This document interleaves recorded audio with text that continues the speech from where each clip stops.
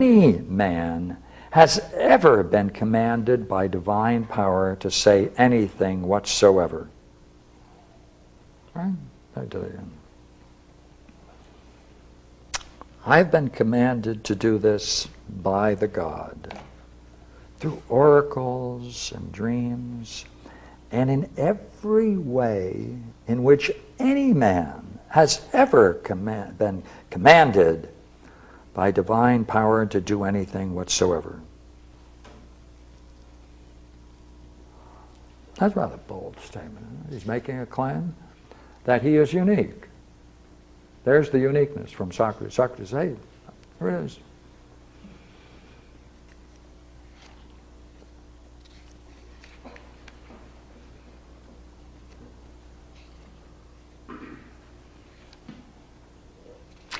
Now, you know, one of the old rhetorical tricks is that after you make your statement, you try to leave something for the people to remember you, right? Some old rhetorical trick.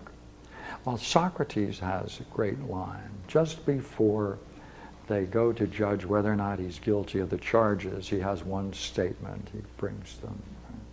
And it goes all the way back from the beginning and pulls it all together.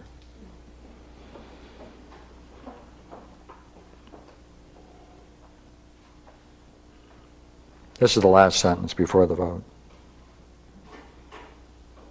So I'll read you the sentence before it and include the last sentence because it's the background. Do not therefore, men of Athens, demand of me that I act before you in a way which I consider neither honorable nor right nor pious, especially when impiety is the very thing for which Meletus here has brought me to trial. For it's plain that by persuasion and supplication I forced you to break your oaths. I should teach you to disbelieve in the existence of the gods, and in making my defense should accuse myself of not believing in them. Oh, here it is. But that's far from the truth. For I do believe in them, the gods. For I do believe in them, men of Athens, more than any of my accusers. And I entrust my case to you and to God to decide. It is as it shall be best both for me and for you. For I do believe in them, right? I do believe in the gods, men of Athens, more than any of my accusers. And I'll entrust my case to you and to God to decide. You see, he's being charged with whether or not he believes, whether he does, the charge is whether Socrates does not believe in the gods of the state. And here's the last line. I do believe in them, men of Athens, more than any of my accusers. I do believe in them more than anyone. All he had to do was mention Athena, Apollo, the gods. He doesn't take time out to enumerate any of them. But I do believe them in the sense that none of my other accusers do. Let me give you another translation and you'll see the fun in this quote.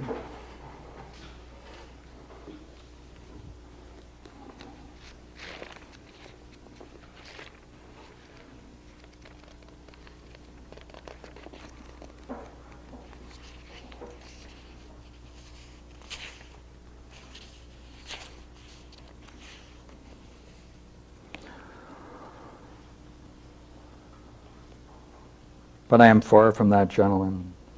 I do believe in a sense in which none of my accusers does.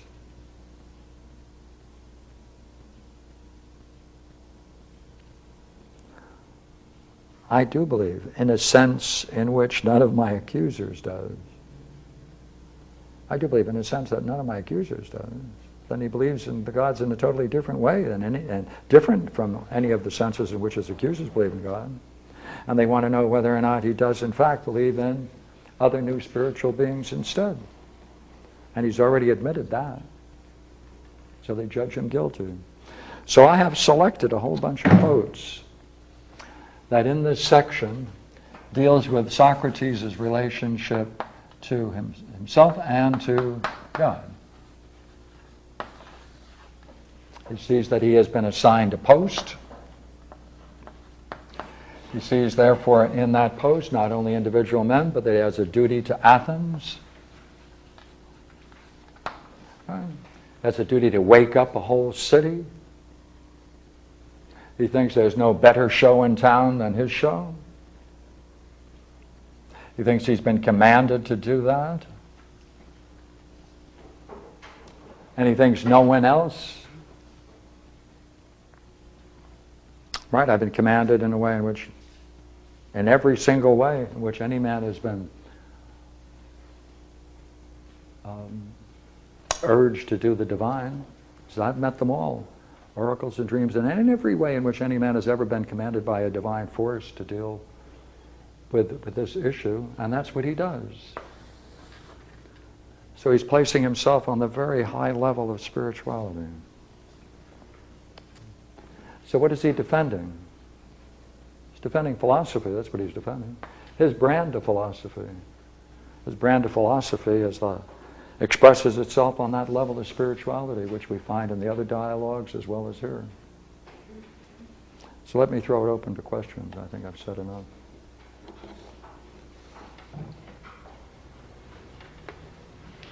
Does it mean that if he believes in a different way than Milesius, that he's actually believing in different gods? Well, that's the issue, isn't it? Let me do it again. You can say it again. If you go in one translation, it will go in one direction much more than in the other.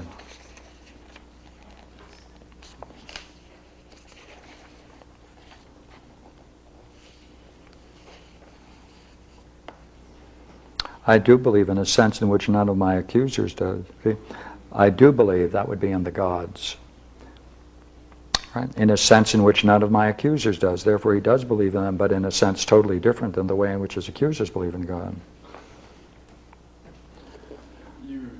Wait, just let me give the contrast. For I do believe in them, men of Athens, more than any of my accusers. More than, in a different sense than. But in either case, he's blanketing, whichever one you want, right? He's blanketing the case that he does believe in the gods. But he also sees he's introduced others as well. He what? He's introduced others, like his daimon. Yeah, that's right. Yeah.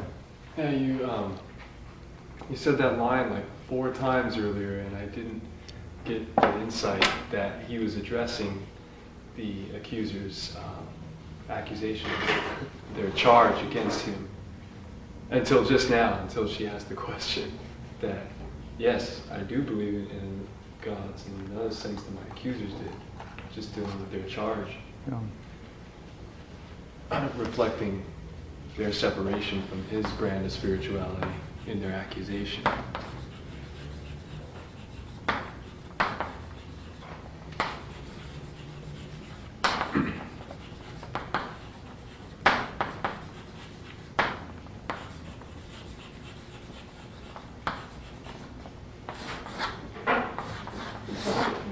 That Socrates does not believe in the gods that the state believes in. And the last line, whichever one you want, is, yes, I do believe in the gods of the state. By the way, I believe them in a sense in which none of you do. And that's the sentence they're now going to carry with them. Now, can you conclude from that yes, he does believe in the gods that the state believes in? Does this imply in any way that there is a way in which you believe in the gods of the state? And he's saying, by the way, I believe in the gods. In what sense does he believe in them? It's not specified, it's not stated. He does agree that he's vertical. Oh, yes. It's yeah. Either more or other way. Either way, he doesn't believe in the orthodoxy. Well, that's the way it reads, doesn't it? Yeah.